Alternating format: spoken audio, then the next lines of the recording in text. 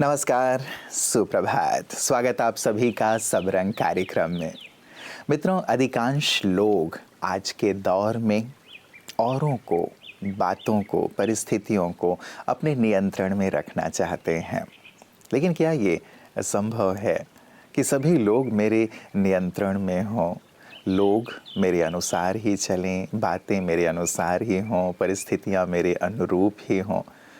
हम अपनी ज़्यादातर ऊर्जा औरों को बदलने में, औरों को परिवर्तित करने में, उन्हें नियंत्रित करने में लगा देते हैं। और फलतः यदि ऐसा नहीं होता, हमें अपेक्षित परिणाम नहीं मिलता, तो हम परेशान होते रहते हैं, दुखी होते रहते हैं। ज़रा विचार कीजिएगा कि यदि वो ऊर्जा हम स्वनियंत्रण में लगा दें, स्व परिवर्तन में लगा दें, अपने नज़रिए को परिवर्तित कर लें, तो बातें बहुत सहज हो जाएंगी और जो चीज़ें समस्या रूप लग रही हैं वो समाधान का रूप ले लेंगी। बहुत ही गहरी सी बात है मित्रों। इस गहरी बात के साथ ही आज शुरुआत कर रहे हैं और इसी पर केंद्रित है आज का सुवाक्य भी। आइए चलते हैं सुवाक्य की ओर।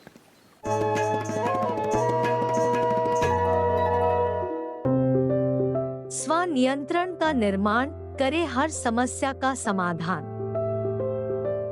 तूफान में जो नाव किसी सहारे से बंधी होती है, वो कभी प्लावन के साथ नहीं बहती, वो नियंत्रित रहती है और अपना संतुलन बनाए रखती है। इसके विपरीत जब वही नाव रस्सी को तोड़ प्लावन के साथ बह जाती है, तो वो दुर्गति को पाती है और उसकी कोई दिशा नहीं रहती। जीवन में समस्या रूपी तूफान अक्सर आते हैं, लेकिन यह हमारे ऊपर निर्भर है कि हम उसका सामना कैसे करें। क्या समस्या से ग्रसित होकर चिंता और मायूसी के घेरे में बंध जाए, या स्वयं को स्थिर रखकर परिस्थिति का मुकाबला करें। जब कठिनाई आती है तो सबसे ज्यादा जरूरत होती है धीरज से परिस्थिति को परखने की, फिर सोच समझकर निर्णय लेने की, जिसमें स्वयं और दूसरों का कल्याण समाया हुआ रहे।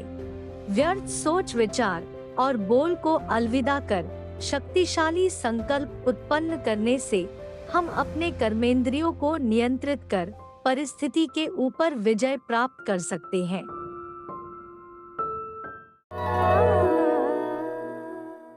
तो स्वनियंत्रण से हम समाधान की ओर आगे बढ़ें। मित्रों, स्वनियंत्रण में एक नियंत्रण ये भी आता है कि हम अपने खान पान पर नियंत्रण रखें, अपनी दिनचर्या पर नियंत्रण रखें, अपनी आदतों पर नियंत्रण रखें, क्योंकि यही सारी चीज़ें हमारे स्वास्थ्य को प्रभावित करती हैं। यदि हम अनियंत्रित रूप से भोजन करने लगते हैं, बहुत अच्छा मिला, हमने खा लिया, कभी भी खा लिया, कुछ भी खा लिया, कई ऐसी आदतें भी होती हैं जो हमारी स्वास्थ्य के लिए अहितकर होती हैं, उन आदतों के भी हम वश हैं, तो अपने स्वास्थ्य को हम बिगाड़ लेते हैं। इसीलिए यहाँ भी स्वनियंत्रण का परिचय दें, क्योंकि आप राजा हैं, आप मालिक हैं अपने जीवन के, अपने तन के, अपने मन के। तो इस राजाई भाव में रहते हुए स्वनियंत्रण को बढ़ाते चलें। और यदि कभी स्वास्थ्य ऊपर नीचे है भी, तो भी आपकी सेहत आपके हाथ में। प्रतिदिन हम सुंदर सुंदर बातें लेकर आते ही हैं, ताकि इन बातों पर ध्यान देकर आप अपने स्वास्थ्य को ठीक कर सकें। आइए देखें आज इस पिटारे में आपके लिए क्या है।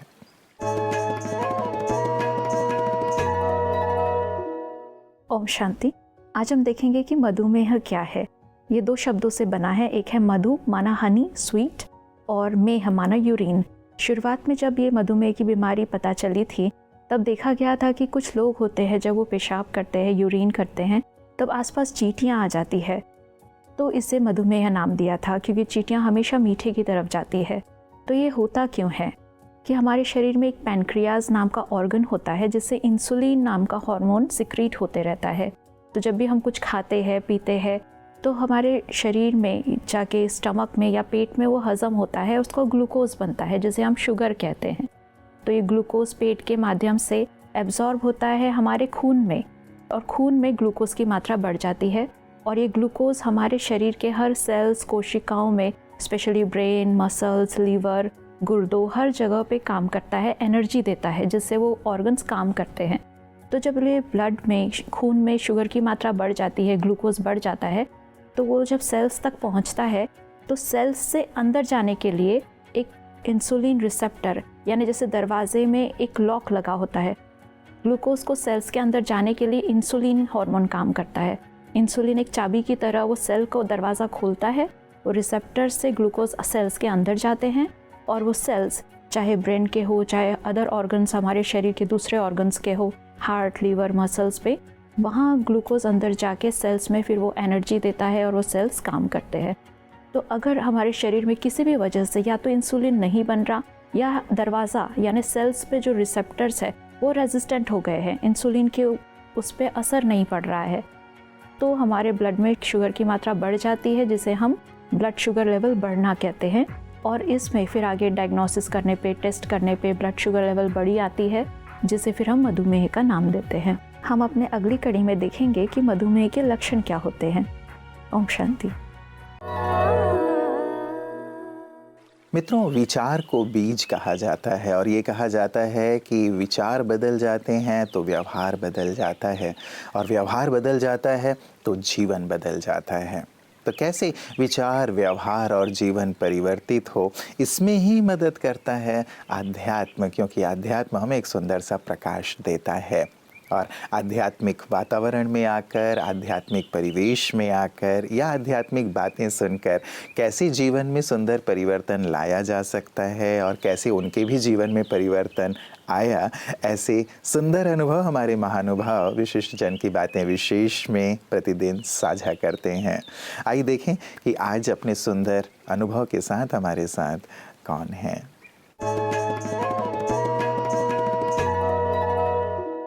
मतलब ये सारी दीवारें हट जानी चाहिए, टूट जानी चाहिए, गिर जानी चाहिए और हम सबको एक हो जाना चाहिए। यही एक मंशा और मिशन लेकर के ब्रह्मा कुमारी इस कार्य कर रही हैं डॉक्टर अब्दुल्ला जी, कि हम सब मिल करके संसार को स्वर्ग बना दें, बेहतर समाज बना दें। इस प्रयास के बारे में क्या कहेंगे और हर एक को भी इस संसार को स्वर्ग बनाने के लिए क्या करना चाहिए? मैं तो ये कहूँगा, मैंने पहले भी आपसे कहा कि इनका काम आसान नहीं है, मगर इनने ठान रखा है। उसकी मेहरबानी से वो इनको शक्ति देता है कि ये इस पे चल रही हैं। आप मानो या ना मानो, इनका रास्ता बदलने वाला नहीं है। और यही लोग हैं जो देश में वो परिवर्तन लाएंगे और वो आएगा, एक दिन आएगा। आप हो या मैं हूं, नहीं हो, मगर वो चीज आएगी। आज देखिए, जब ब्रह्म कुमारी संस्था शुरू हुई थी तब क्या था, आज देखिए सारे लोग इस तरफ दौड़ रहे हैं जी। आज मैं मिला, 2 बेटियां थी पंजाब से, छोटी, उनको क्या कशिश आई, उन्हें भी महसूस हुआ नहीं यहाँ कुछ मिल सकता है, हमें अंदर की शांति मिलेगी, वही शांति हम दूसरों तक पहुंचाएंगे। जी जी जी, यही है। बिल्कुल। वो कहते हैं लाइट टू एनलाइटन, कि आप एक शमा रोशन करते हैं, वो शमा सारों को रोशन कर देता है। जी जी, ये काम ये संस्था कर रही है। मित्रों, परमात्मा सभी को एक ही मिट्टी से बनाते हैं। फर्क सिर्फ इतना होता है कि कोई बाहर से सुंदर होता है और कोई अंदर से सुंदर होता है। हम ज़्यादातर वक्त बाहरी खूबसूरती में लगा देते हैं, लेकिन अंदर का सौंदर्य बहुत ही सुंदरता हमारे अंदर पैदा करता है और उसी की आज के दौर में आवश्यकता है, क्योंकि अंदर से जो सुंदर है वो बाहर से सुंदर अवश्य होता है, अर्थात समाज में सफल होता है, आगे से आगे बढ़ता है। ये अंदर की सुंदरता कैसे बढ़ सकती है, वही कला ब्रह्मा कुमारी बहनें अपनी सुंदर सेवाओं के माध्यम से जन जन को सिखा रही हैं। आइए देखें उनके इन सुंदर सेवा कार्यों को।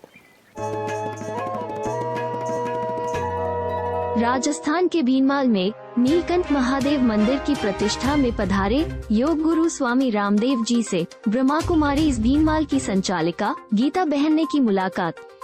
भीनमाल ब्रह्मा कुमारी सेंटर पर पहुंचे स्वामी रामदेव जी ने सेंटर निवासियों से भी मुलाकात की। गीता बहन ने स्वामी रामदेव जी को ईश्वरीय उपहार भी भेंट की। तत्पश्चात योगा के विशाल सार्वजनिक कार्यक्रम में स्वामी रामदेव बाबा ने मंच पर बी के गीता बहन को आमंत्रित किया और ब्रह्मा कुमारी बहनों की खूब महिमा की। विश्व शांति मिशन के संस्थापक जैन मुनि लोकेश जी, कथावाचक अंतर्राष्ट्रीय संत मुरलीधर महाराज और अन्य गणमान्य लोग भी इस अवसर पर मंच पर उपस्थित थे।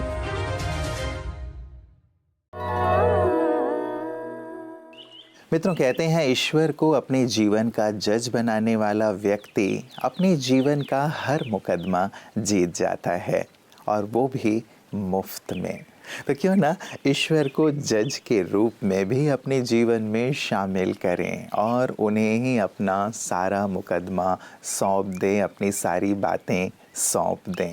वहाँ तो वकील होते हैं जो कि आर्गुमेंट करते हैं, लेकिन यदि ईश्वर को हमने जज बना लिया तो यहाँ किसी आर्गुमेंट की कोई ज़रूरत नहीं है। बस अपनी सारी बोझ, सारी समस्याएं, सारी बातें उन्हें अर्पित किया, सारे मुकदमे हमारे पक्ष में होते चलते हैं। इस बात का भी हम सुंदर अनुभव करें, क्योंकि संसार में तनाव, बातें, समस्याएं तो हैं ही हैं। क्यों ना ईश्वर जो हमारे माता पिता हैं उन्हें अपने जीवन में शामिल करें और जीवन को बहुत ही सुंदर, हल्का और आनंद से परिपूर्ण करें। इसका भी सुंदर अनुभव ज़रूर करें और इस पर भी गहराई से विचार ज़रूर कीजिएगा।